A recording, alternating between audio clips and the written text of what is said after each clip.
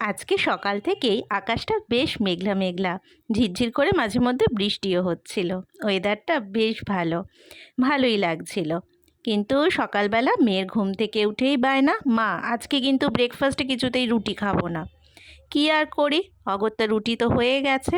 তারপরে কি করলাম জানো, একটা ডিম দিয়ে রুটিটাকে এগরোলের মতো করে ফেললাম। অবশ্য শশা টশা ছিল না, সস দিয়ে কাজ চালিয়ে দিয়েছি। নমস্কার, আমি নবনীতা। আমার চ্যানেল ইচ্ছে ডানায় আপনাদের ওয়েলকাম।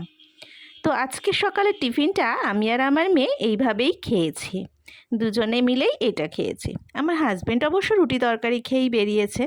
তো মেয়ের জন্য যখন করলাম তখন আমি বা বাদ যাই কেন, আমিও আমার রুটিটাকে এইভাবেই করে নিলাম।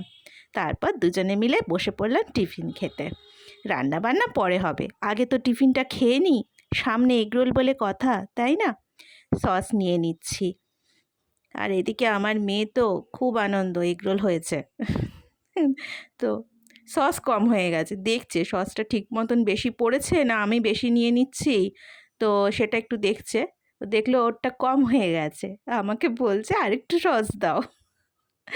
সস খেতে ভীষণ ভালোবাসে, মানে খাবারের থেকে সসটা বেশি নেয় আর কি। তো আবার ওকে একটুখানি সস ঢেলে দিলাম। তোমরা আমার মতন এইরকম কে কে ফোন দিয়ে এঁটে বাচ্চাদেরকে খাওয়াও? এটাকেই এগরোল বলে চালিয়ে দিয়েছি।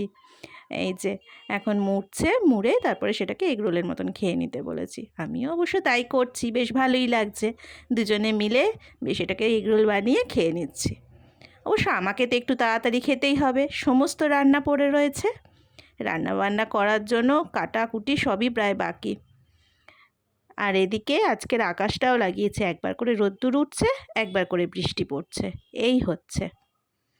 মা মেয়ে কিন্তু দারুণ লাগছে খেতে। তোমরাও মাঝে মধ্যে কিন্তু এরকম করে বানিয়ে খেতেই পারো। টিফিন তো খাওয়া হয়ে গেছে, এদিকে চলে এসেছি রান্নার জোগাড় করতে।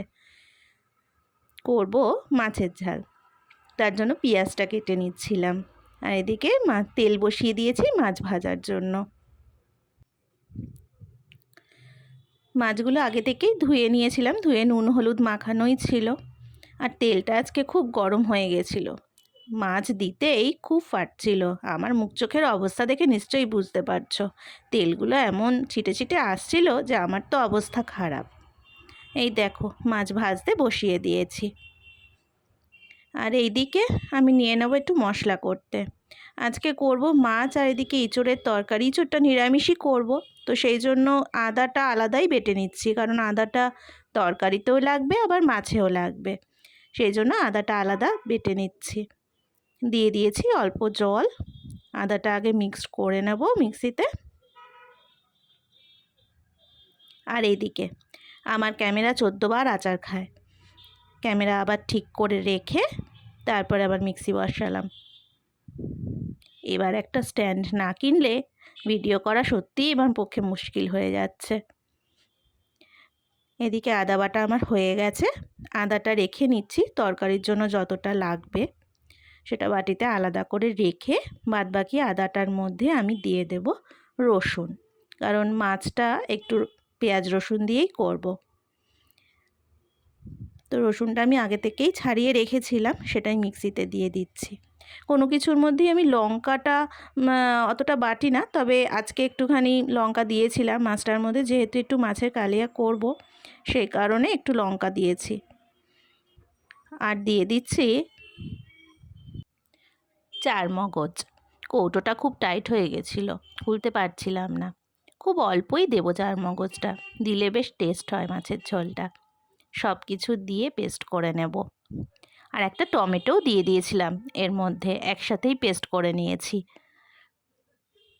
সব কিছু দিয়ে পেস্ট করে নিলে না রান্না করতে বেশ সুবিধাই হয়। অনেকে অবশ্য আলাদা আলাদা দেয়, তবে আমি অনেক সময় একসাথেই সব কিছু পেস্ট করে নিই। এই দেখো আমি একটু শুকনো লঙ্কা দিয়েছি আজকে মাছে, তাতে কালারটাও বেশ সুন্দর হবে। আর যেহেতু মাছের কালিয়া করছি, টেস্টটাও বেশ ভালো হবে। পরিমাণ মতন জল দিয়ে এবার আমি এটা মিক্সিতে দিয়ে দিচ্ছি। আর এদিকে আমার মাছ ভাজা হয়ে গেছে। মাছ খেতে বা কোনো তরকারিপাতি খেতে আমার মেয়ে খুব একটা পছন্দ করে না। ওর পছন্দ একমাত্র ডিম অথবা মাংস। কিন্তু আমাদের বাঙালির ঘরে তো মাছটা না হলে চলে না, সেই জন্য আগে একদমই মাছ খেতে চাইতো না। এখন অবশ্য একটু বলে বলে মাছটা খায়।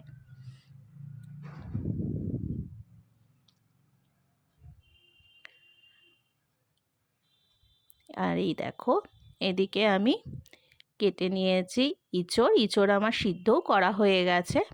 আর এবারে আমি কুকারে আলুগুলোকে দিয়ে একটু সিদ্ধ করে নেব।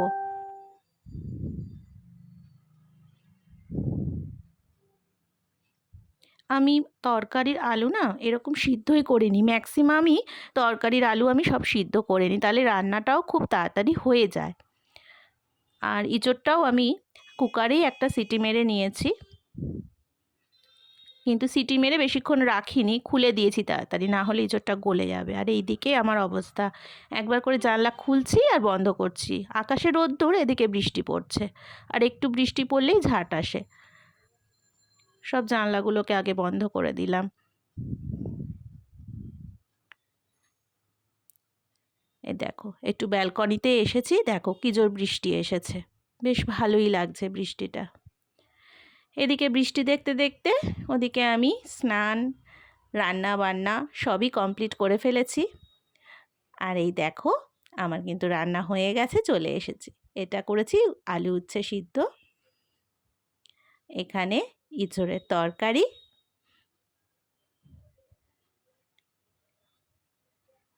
আর এখানে রয়েছে মাছের কালিয়া। কি কেমন হয়েছে দেখতে? সবাই কিন্তু কমেন্ট করে আমাকে জানিও। আর আমার এই ব্লগটা তোমাদের কেমন লাগলো সেটাও জানিও। চলো আজকের মতন টাটা।